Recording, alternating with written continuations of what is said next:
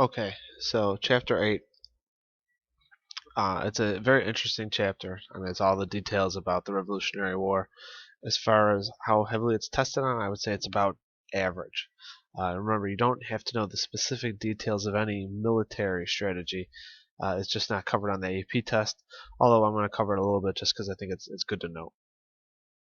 So, you have the Second Continental Congress. Remember, the colonies had sent a bunch of representatives to Philadelphia to kind of figure out what do we do? We have this Lexington and Concord has already happened. We got these bunch of Americans with guns all surrounding Boston.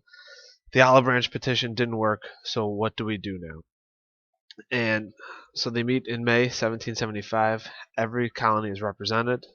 They also start passing a whole bunch of different appeals and bills to Britain. They're saying we're not ready to declare independence. We still want to be loyal British subjects, but at the same time, they know that hostilities are well underway, and how do you deal with that?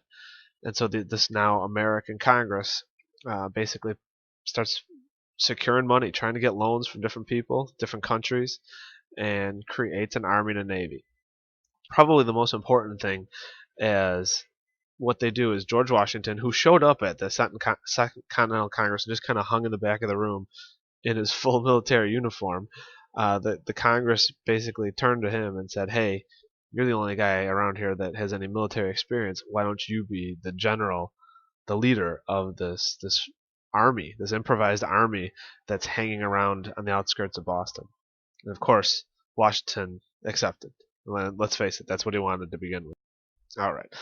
So this is if you want to think of it from terms of Zinn and Schweikart, as far as capitalism and all that good stuff, here's what has happened and how close we were financially to Britain, which is kind of ironic that then we go to war versus Britain because our economies are so tied to each other. The blue line are imports, meaning goods that are bought and brought into the country, and then exports being goods that are sold out of the country. As you know from the mercantilist system, these goods are almost always coming and going to Great Britain. You can see there that the non-importation agreements, and it dips sharply in what's that, 1769. You can see it dips again in 1773, and then of course at the start of the hostilities it drops to almost zero. What you do start to see is towards the end of the war, we actually do start doing business with Great Britain again, and obviously everything kind of gets back to, I don't want to say normal, but builds up again after the war. All right, so Bunker Hill and the Hessian hirelings. So June 1775. Remember now, this is still over a year before the Declaration of Independence, shortly after Lexington and Concord. 1,500 colonists, so these are Americans, they seize Bunker Hill. The next slide has a map. I'll show you the map in a second. Bunker Hill there's two hills. There's Breed's Hill and Bunker Hill. They're on. It's kind of like I have here written a small island. It's really a peninsula, but it looks like an island in Boston Harbor, just north of what's nowadays downtown Boston. But back then it was, Boston. And from these hills, you could shoot artillery and stuff like that at any of the ships that are trying to get into Boston. You can even, I think, hit some of the shore of Boston. So we seize the high ground. It's actually Breed's Hill that we seize, but historians have gotten it wrong initially, and it was popularized as Bunker Hill. So Bunker Hill is actually Breed's Hill. Breed's Hill is actually Bunker Hill, but it's called the Battle of Bunker Hill nonetheless. The British launch a frontal assault with 3,000 soldiers, so 2-to-1 odds in their favor, and the Americans are hiding behind fences and hastily created little, boulders and stuff, and they just destroy wave after wave after wave of these British soldiers. They actually kill over 40% of the British soldiers. Eventually, the Americans run out of gunpowder and they're forced to retreat. So technically it's a British victory because they seize the ground, but this becomes a huge, from a strategic standpoint, a victory for the Americans, and from a public relations standpoint, a huge victory for the Americans, just because they performed so well against the British soldiers and inflicted so much damage. I believe I read once that more British officers died in the Battle of Bunker Hill than all other battles combined in the Revolutionary War. So some big deaths on the British side. Despite this, 1 month later, the Continental Congress, the American Congress, uh, passes the Olive Branch Petition, and they send it to King George in England, professing that the Americans, we are still loyal to the crown. We still believe that he's the king, and we want to be Englishmen, and basically begging the king to prevent further hostilities. 1 month later, King George basically says, "Screw you! If you are loyal British subjects, then quit attacking." And so he formally proclaims the colonies in rebellion. So we are officially at war as of August 1770. All right, so here is Breed's Hill and Bunker Hill. So what you can see here is this is actually Bunker Hill up here in the upper left, and this is Breed's Hill in the middle. Down here is Boston. Okay, so it's a fairly large plot of land. You can go there today, and there's a big monument right here. But the thing to know is that it's called the Battle of Bunker Hill, and the fighting is all in this area right here. So you can see, eventually, this is where the British land, right? And they're all trying to take the high ground from the Americans. The Americans are able to defend themselves for a long time. And at the end of the day, it was really only because the Americans ran out of gunpowder that they were forced to retreat. This is the scene from your book of the Battle of Bunker Hill, and you can see that's probably not too accurate, but the wave after wave of British attacks and how nice all the dead Brits right down there. All right, so now you get Thomas Paine and Common Sense. Common Sense is a political pamphlet printed in 1776. It's by far the most influential pamphlet in American history. It discusses the nature of government first, and it says that there's two types of states, or two types of governments: lawful governments and unlawful governments. And that lawful governments get their power from the consent of the people. So in other words, the people decide, hey, you get to be the legitimate government. Unlawful governments are going to be ones that impose their will on the people. He then goes on in this pamphlet to say that nowhere in the universe does a smaller body control the larger one. And he even goes into astronomy with the Earth doesn't control the sun, but vice versa, because the Earth is smaller than the sun being the bigger part, and all that. Now, the parallel is that America geographically is much larger than Britain, and the populations at this point are getting very, very close to each other. As a result of all of this, it's, quote, common sense that America should be free from Britain. And this becomes basically a big commercial to the American population that their true cause is independence, not reconciliation. So all that Olive Branch petition stuff was worthless. That what we should be doing is declaring our independence from Great Britain. And he sells hundreds and hundreds of thousands of these pamphlets. And basically every person in America either had read this pamphlet or knew of its contents, because this was all that anybody could talk about during this early 1776 period. So it really becomes the argument in favor of independence. Oh, getting back to Paine. So Paine calls not simply for independence, but he wants a new kind of society. And he kind of goes all the way back to Plato and the Republic. So you're not having a pure democracy where everybody gets to vote for everything, for every issue, for every law, but people actually vote in members of the government. And then those members of the government actually pass the laws and make the decisions. So this is called a republic. So it's democratic in nature, but also retains certain elements of an aristocracy, I guess, to run the government. Now, this is very popular already in America, because in New England, in these towns, they already had almost 200 years of experience doing this type of thing, where they would meet at town meetings and they would debate and vote on issues like where to build a bridge and how to fund it. So and so is clearing a field over here, so how can we divvy that up, that type of thing. In addition to that, America never had a hereditary aristocracy. So whereas there was no political mobility in Britain, you had to be born into your lordship in the House of Lords and Parliament and stuff like that. In America, that simply wasn't the case. All right, so what are the strategies? For the Americans, the military strategy is to try and make this war so unsavory for the British, so costly for the British, that eventually the British are going to get tired of it. It's a war of attrition. You got to remember, the Americans are fighting on their home turf, whereas the British have to fight across, I don't know, 1,000, 2,000 miles of open ocean, and that's going to be extremely costly. Even think in today's instances, we're so much more powerful than Iraq or Afghanistan, and yet it's cost uh, America well over $1 trillion, and America basically got sick and fighting these places. Guerrilla tactics. Again, this is on the home turf. You fight an insurgent war. Instead of standing in the open field with 100 guys saying ready, aim, fire, you basically hide in the woods and try and shoot the British in the back. Similar to kind of guerrilla tactics that America faces. The shoe's really on the other foot nowadays, where America is in the role of the British, and many of the countries that we're fighting, they're in the role of the rebels. Make an alliance with one of Britain's enemies.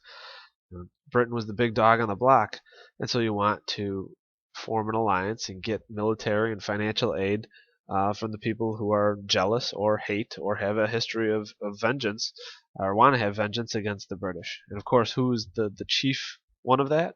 We'll just look right back to the French and Indian War, and we want to get France as our ally. The rest of Europe, also for various reasons, wanted to see Britain knocked down a peg, and so we attempted to secure alliances with them also. For the British, you want to do also just like we tried to do a divide and conquer type deal, so did the British. So they want to break the colonies in half by getting in between the North and the South. And there's so many locales throughout America that are kind of loyalist strongholds.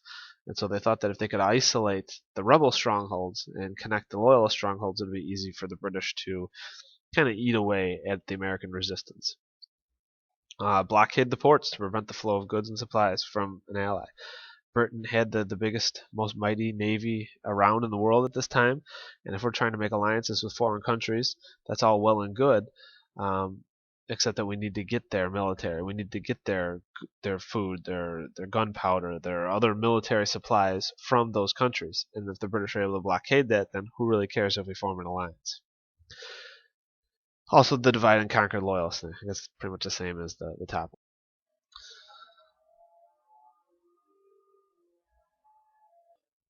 Here are some of the early events that are happening in the early on in the war, 1776 and 1777.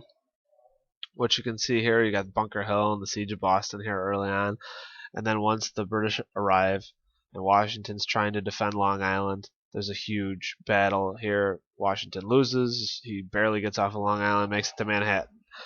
Gets creamed in Manhattan, barely escapes north of the Hudson River. And then he's basically on the retreat, on the retreat, on the retreat, all the way across the Delaware River. And that's when you get the famous battles of Trenton and Princeton there.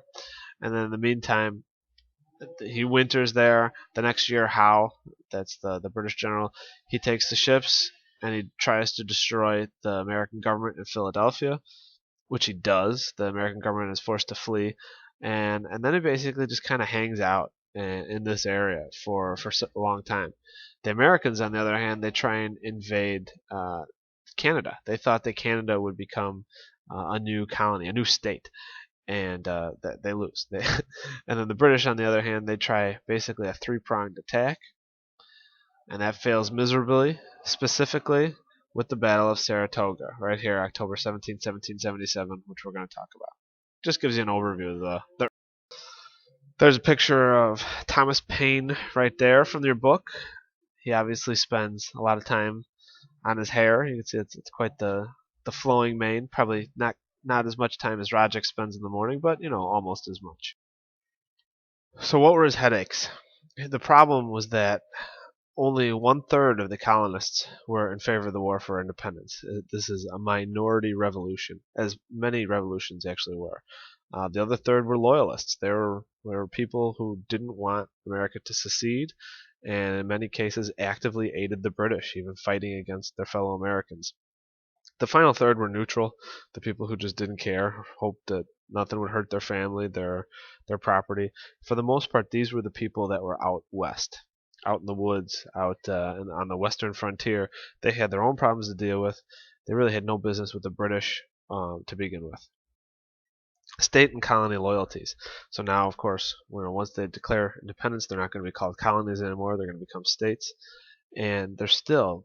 I mean, you're going to see this even into the Civil War, that the unity, the identification to your particular local community, in this case colony, is going to be much stronger than this intercolonial or interstate unity.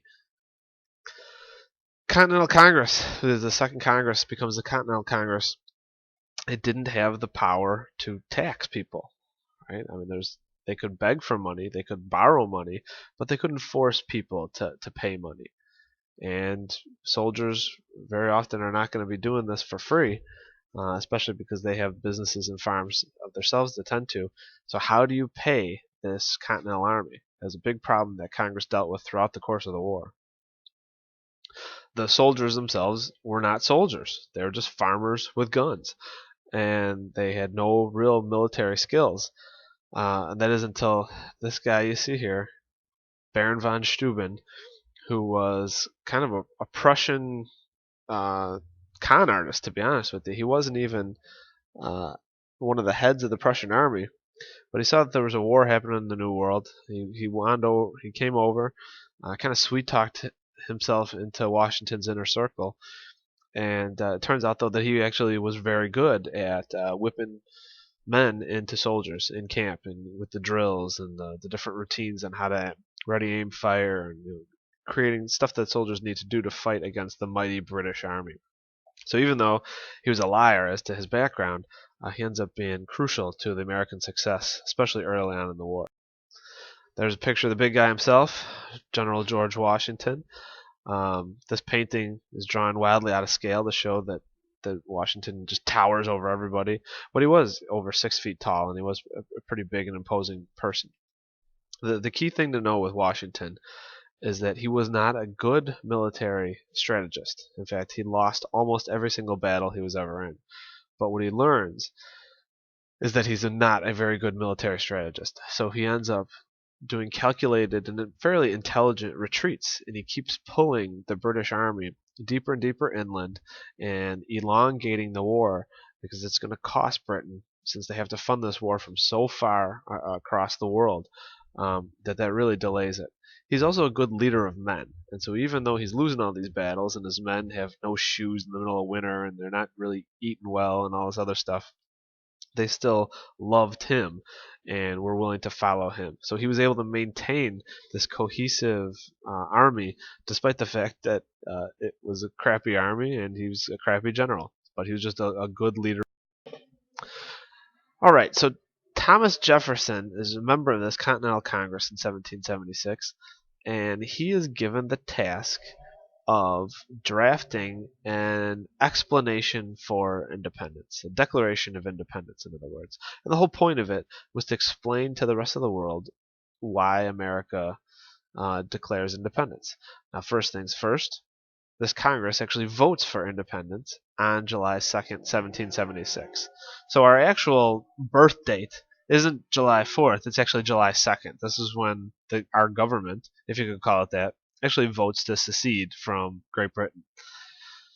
2 days later, they approve of this draft, and Thomas Jefferson had been working on this, basically a letter to the rest of the world for the last few weeks, and it was edited. Some stuff on slavery and stuff like that was taken out, but the Congress then votes to say, yep, that's a good letter, and it's the Explanation of Independence.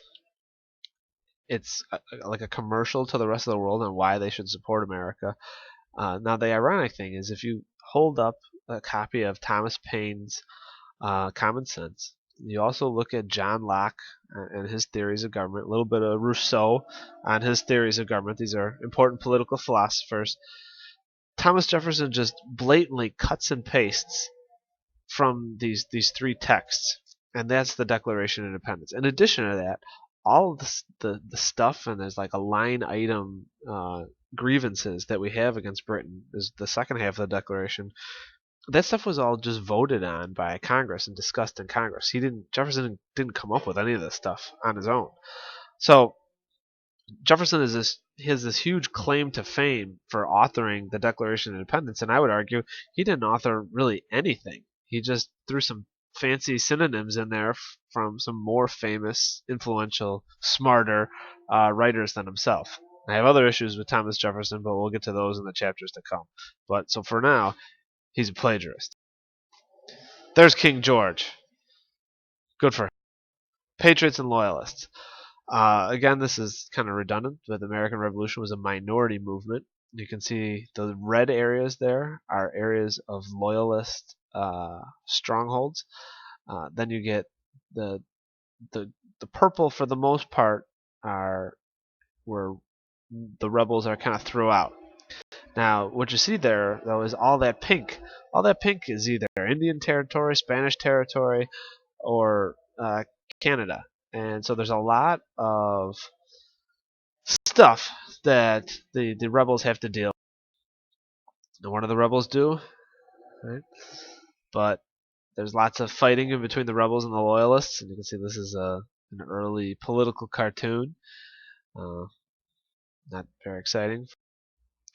Here's another political cartoon. Remember, the Americans are always depicted in these early ones as Indians. The British really viewed us as just part of this savage New World Indian group, even though they're the descendants and immigrants from England for the most part. So you have here, this is a British person.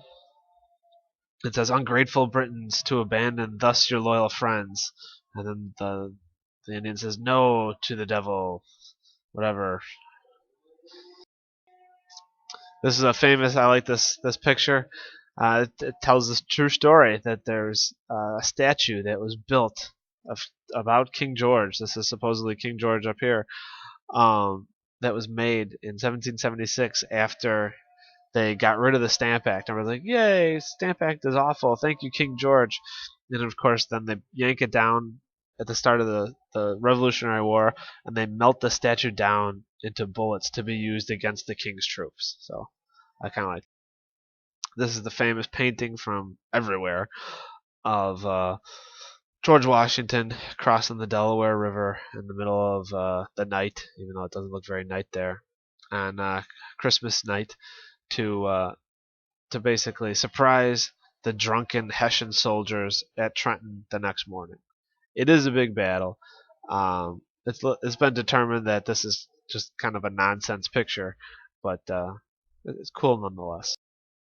All right, so here are some of the stuff about General Washington. We've already talked a little bit about the Battle of Long Island in the fall of 1776. The Americans are going to try and defend Long Island. Well, they get flanked, they get crushed. The American soldiers, this is before von Steuben, they just, every time they see a British soldier, they just retreat basically. And so Washington is forced to retreat to Manhattan. Then, of course, he tries to defend Manhattan, which is a colossal blunder, and they're getting crushed. Manhattan suspiciously catches on fire. A lot of people think that Washington set fire to Manhattan, and because it was such a loyalist stronghold, the British soldiers are forced to try and put out these fires. In the meantime, it creates a diversion for Washington to retreat north across the river. Basically, for the rest of the fall, he keeps getting chased all over the place by the British until he crosses the Delaware River, when the British say, okay, he's done for the year. He's going to freeze to death out over there, and I think it's in New Jersey. Let's just chill out and wait till the spring to commence hostilities. So Washington realizes that it's going very badly, that they are going to lose. And so on December 26, 1776, this is the surprise attack at the very early morning hours of Trenton, and he captures 1,000 Hessians. A week later, Washington defeats a small British force in nearby Princeton. And these two battles, they kind of saved the day for Washington. And from a public opinion standpoint, public opinion, which had been dipping really, really bad with all these early defeats, it gets boosted just enough to prevent the remaining soldiers from deserting, and just enough to get new soldiers kind of. Okay, Burgoyne's blundering invasion. So the battles that occur throughout the spring and the summer of 1777, they're going very badly for the Americans once again. And the British hatch a plan where they're going to have a three-pronged attack from Canada, invading basically the upstate New York area. And there's lots of details to this that you don't need to know, but basically the point of this slide is to show you the Battle of Saratoga. And the Battle of Saratoga takes place upstate New York, October 17th, 1777, after a bunch of like smaller battles in the woods and on a lake. General Burgoyne is forced to surrender his entire command to American General Horatio Gates. This is an epic victory. Notice again that the big military victories aren't earned by George Washington, they're by other generals. But in this case, again, just like in 1776, the support was falling. Right? Soldiers were deserting. Europe was refusing to recognize America as an independent nation. And then all of a sudden, boom, Saratoga happens. Now, in the meantime, we had ambassadors in France, including Benjamin Franklin, and they are able to secure the recognition from France that America is an independent country, and they basically form a treaty, and so they're the first ones. Later on, some of the other European countries fall in the line, but that's what you need to know about the Battle of Saratoga, is that it's a big American victory, and it causes the first European country to give us aid, and that being France. This is just a map of that three-pronged attack, culminating in the Battle of Saratoga right here.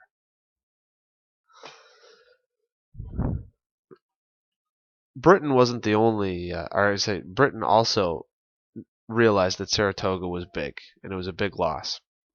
So here we are. It's still 1777.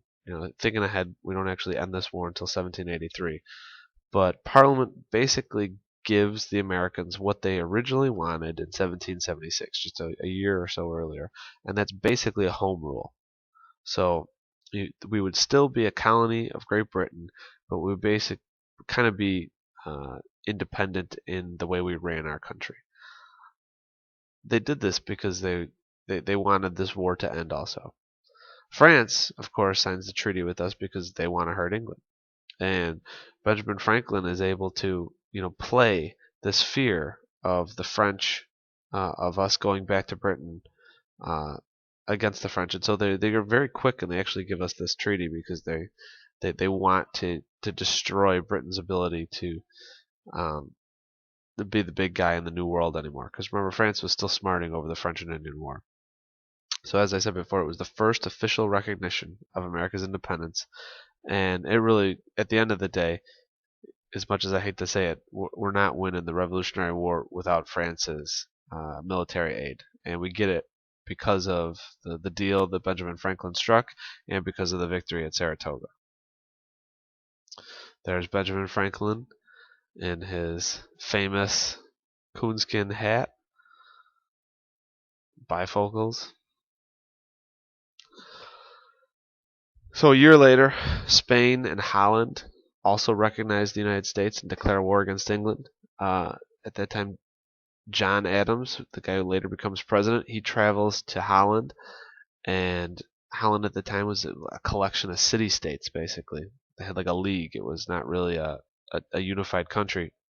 And he just went around these different city-states and basically got loans, got money so that the Americans could fight the war. 1780, a year later, Russia organizes what's called the armed neutrality for most of the rest of Europe against England. So they kind of dipped their toe into the waters of helping America, but not completely. But it was very, I'll say, hostile neutrality towards England. They definitely made it known that they were supporting America as opposed to Britain. So here's what the World War, the Revolutionary War ends up being, looks like. So Great Britain, some loyalists, Indians, and 30,000 Hessians. Total population on British side about 8 million. And then you have on the other side the Americans, the belligerents, total population of 39.5 million. But that includes France, Spain, and Holland, right? And since most of the fighting is fought in America, we're really talking mostly the United States population. And remember, many of them are loyalists and Indians. And then at the bottom there, you got members of the Armed Neutrality, led by Russia. And the nice one is here it says Ireland is restive, whatever the hell that means. So the second half of the war, Britain decides to turn its strategy to the south. And there's two reasons for this. They're going to try and break apart the country into northern and southern halves to try and isolate the two. They also thought that there were many more loyalists in the south and it'd be easier to go there. And it was also the kind of the economic heart of the country at the time was agriculture, especially things like tobacco and cotton.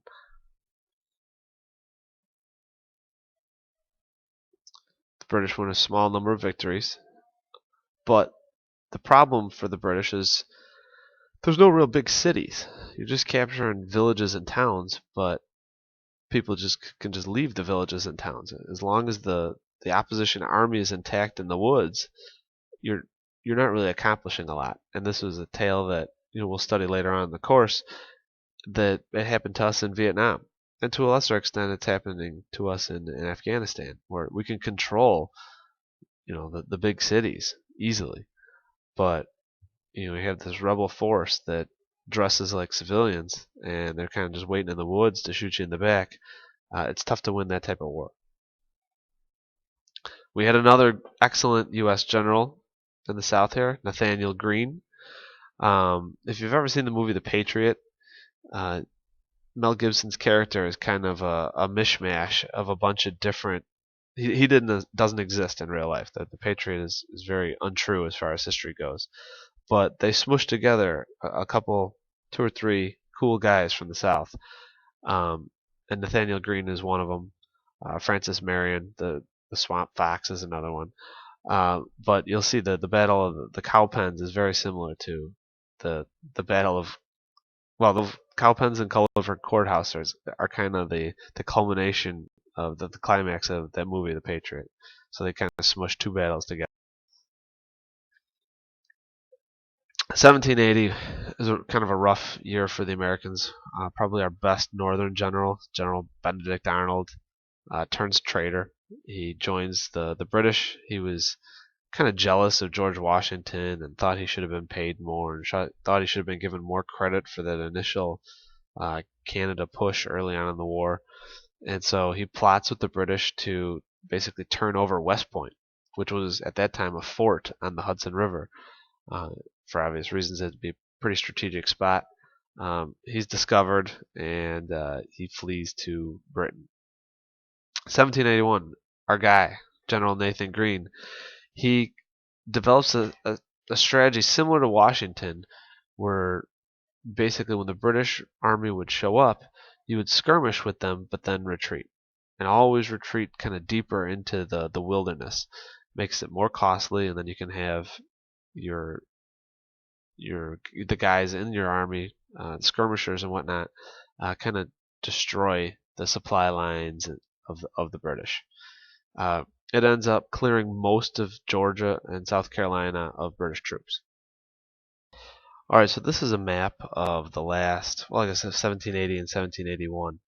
And it shows you that there's a lot of stuff going on, and it ends up being, turns out very well for the Americans because of Yorktown right here. So what happens is the French finally come together and they send a bunch of military supplies. They land a French army and most importantly the French Navy. In the meantime, you got Cornwallis right here, who's doing the southern campaign. You can see how General Greene had lured them more and more and more into the interior. You can see there's a bunch of little small American victories here. The ones on the coast are British victories basically because of the Navy. And this is always bleeding Cornwallis of supplies and men. And so in May of 1781, Cornwallis basically comes up here to the north. There's some more troop movements, and then he goes to Yorktown. And he goes to Yorktown because he needs resupplies from Britain. He needs more men. He needs more food, ammo, all that good stuff. In the meantime, you got de Grasse, the French military sea captain. Uh, he comes up from the West Indies, and there's a big battle, a big naval battle between the French and the British here, right off the coast of Norfolk, Virginia. It's huge in that the French actually win, which is ironic because they never win anything. But what happens then is Cornwallis is kind of stuck here in Yorktown, and the French ships are right off the coast, kind of blockading it. So word gets to Washington and the French General Rochambeau, who are up here by New York, that Cornwallis is basically trapped. And so they march as fast as they can, and they get to Yorktown. Yorktown becomes this, even though not a whole lot of fighting occurred, it becomes this huge battle because, as you can see here, Cornwallis is forced to surrender his troops. And that's pretty much it then for the Southern armies. I mean, Cornwallis was it. And so there's still the British armies up here, but it's just a matter of time. And so even though the war continues for another 2 years, the Battle of Yorktown in October of 1781 is usually considered to be the last major battle of the Revolutionary War. This is just a text version of what I just said. You can see here that Cornwallis was forced to surrender his entire force of 7,000 soldiers, which was big in 1781.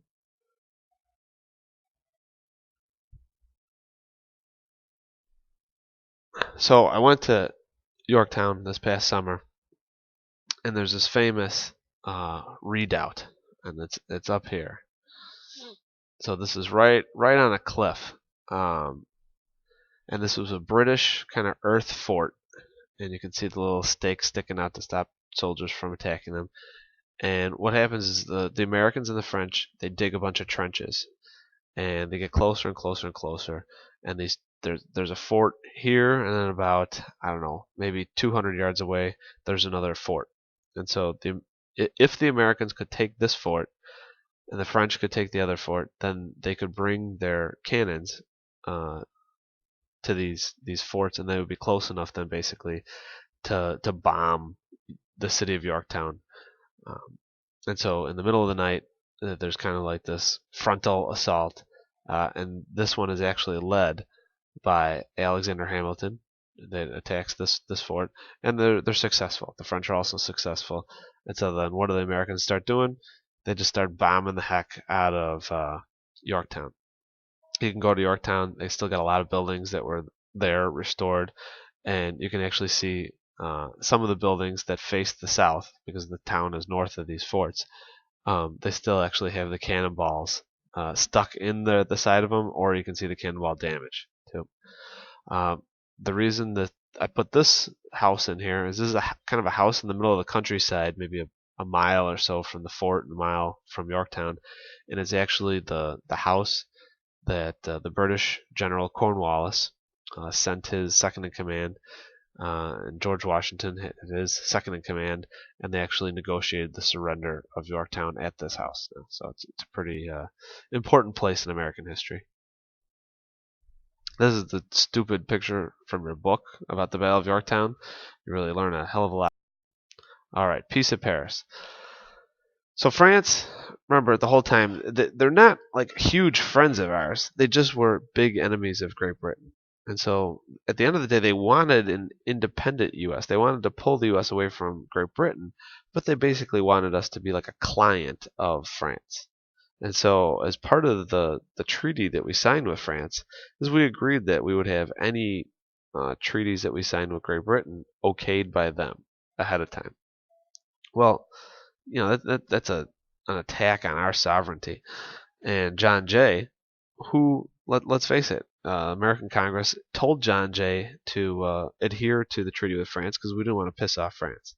Well, he's the American ambassador, and he ignores Congress, and he talks directly with Britain, and so he's the one that kind of hammers out the treaty with Britain. From Britain's perspective, remember they speak English, right? There are more natural allies than the French. They hate the French, and they definitely don't want to see us become a client of France. So they were very eager to entice us away from our new French friends. In addition to that, this war was costing them a ton. The British people didn't want this war anymore. Sound familiar? And so they hurriedly agreed to John Jay's demands. I guess they negotiated, but it was a sweeter deal than we probably should have had. And this is the Treaty of Paris in 1783.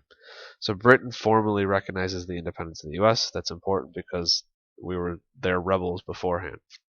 On the other side, the Americans agreed that the Loyalists would not be persecuted and that Loyalist property should be restored. For the most part, this did not happen.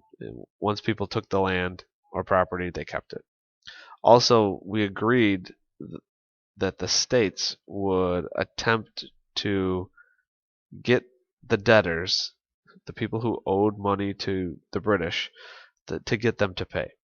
And again, for the most part, they didn't do this. So a lot of these, there's some loose ends that are tied up again in a treaty that we signed in the 1790s, and there's still loose ends that are really finally resolved in the War of 1812, several years from now. So here we go. Here's a political cartoon from the day. Once again, or as always, America is depicted as an Indian woman. It says, "Dear Mama, say no more about it." And there's England saying, "Be a good girl and give me a bus," which is 1780s slang for a kiss. And lastly, the last slide of the lecture, the chronology. And you can see how the slow start of the American Revolutionary War actually occurs in 1775 with the battles of Lexington and Concord. The Second Continental Congress is formed and starts to meet. You get the Battle of Bunker Hill. George formally proclaims the colonies in rebellion, and there's that ill-fated invasion of Canada, which doesn't work. 1776, you get Thomas Paine, who writes Common Sense, and let's face it, wrote the words to the Declaration of Independence that Thomas Jefferson stole from him. And you get the Battle of Trenton. That's the one where Washington crosses the river on Christmas in the cold.